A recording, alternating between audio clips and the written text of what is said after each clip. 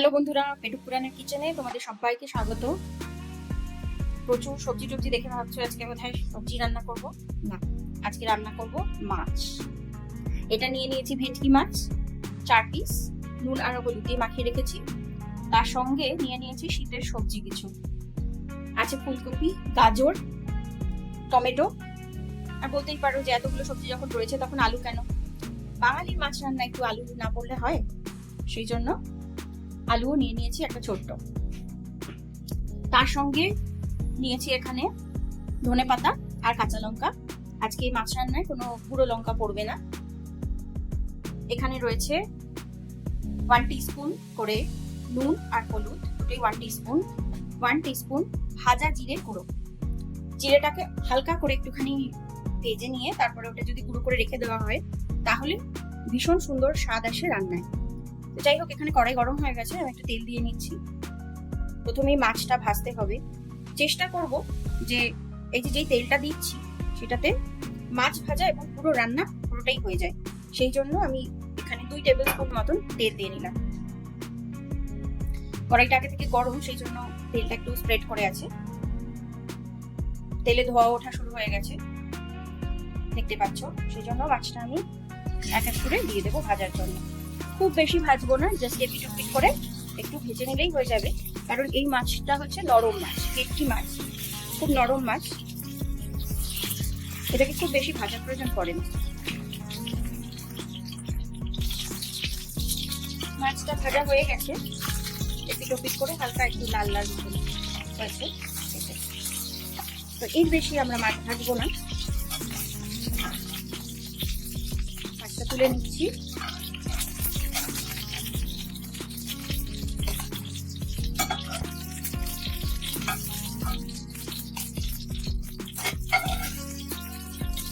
এখানে অনেকটাই তেল রয়েছে, এটা আমাদের কাছে যত সবজি আছে সেগুলো ভাজার কাজে লেগে যাবে।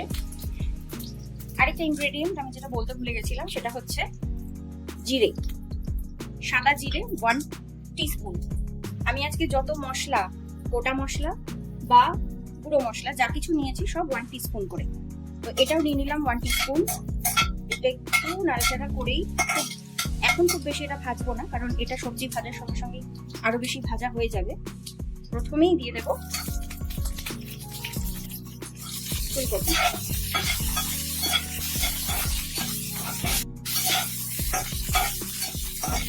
ফুলকপিটাকে প্রথমে হালকা করে একটু ভেজে নেব।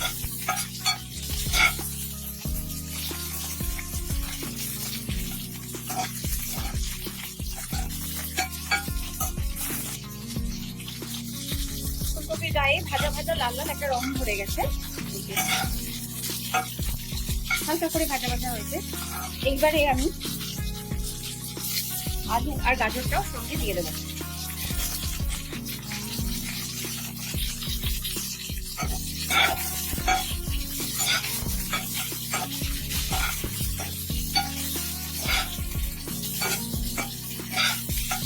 এটাকে আমি অল্প একটু মিশে দেবো। এটা ভাজার সঙ্গে সঙ্গেই এটার মধ্যে হলুদ আর নুন দিয়ে দেবো।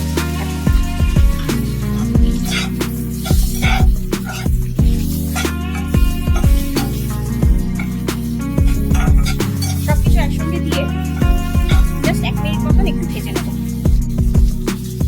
সবজিগুলো 1 মিনিট মতন ভাজা হয়ে গেছে। এইবারে আমি এটার মধ্যে অ্যাড করবো জিরে গুঁড়ো, সেই সঙ্গে জল। এই সবকটা সবজি এখন ভালো করে সেদ্ধ করতে হবে। জলটা দিয়ে দিলাম, এবারে ঢেকে দেবো।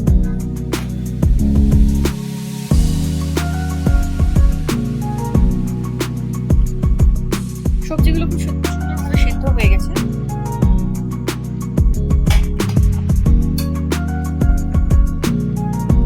থাকলেই ভেঙে যাচ্ছে।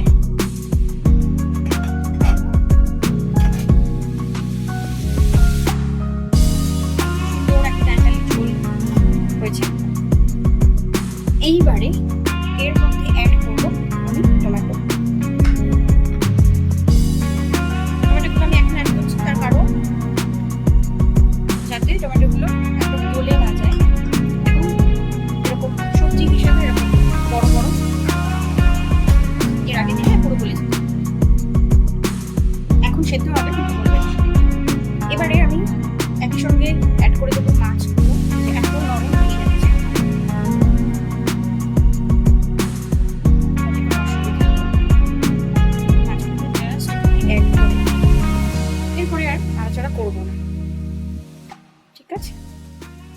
আচ্ছা, এই পর্যায়ে আরো একটা জিনিস অ্যাড করব, সেটা হচ্ছে কাঁচা লঙ্কা। কাঁচা লঙ্কাগুলোকে এই যে আমি দেখিয়ে দিই, চিড়ে নিয়েছি মাঝখান থেকে। 3টে কাঁচা লঙ্কা দিলাম। এই কাঁচা লঙ্কাগুলো বেশ ঝাল, তো এটাতে ঝালও হবে আবার সুন্দর একটা গন্ধও হবে, সেই জন্য এখন এই পর্যায়ে দিলাম।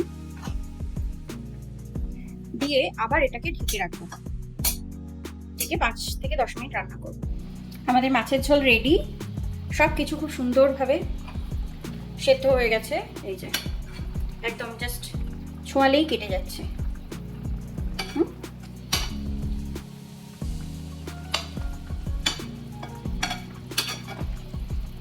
ঝোলও একটু শুকিয়ে শুকিয়ে এসেছে। এই পর্যায়ে আমরা অ্যাড করে দেব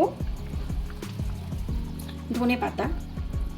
শীতকালে যে কোনো সবজিতে বা মাছের ঝোলে ধনেপাতাটা খুব এসেনশিয়াল এই জন্য বলছি যে খাবার সঙ্গে সঙ্গে টেস্ট যেমন জরুরি, তেমনি খাবারটা কেমন দেখতে হচ্ছে সেটাও কিন্তু জরুরি। অনেকগুলো রং আছে এর মধ্যে, তো সেই জন্য দেখা যায় বিভিন্ন রঙের মধ্যে বিভিন্ন উপাদান থাকে। ধনেপাতাও ভীষণ উপকারী, বিশেষ করে শীতকালের জন্য। তো সেই জন্য এই স্পেশালি এই মাছের ঝোলে ধনেপাতাটা ভীষণ মাস্ট একেবারে যাকে বলে। যাই হোক, আমার মাছের ঝোল রেডি।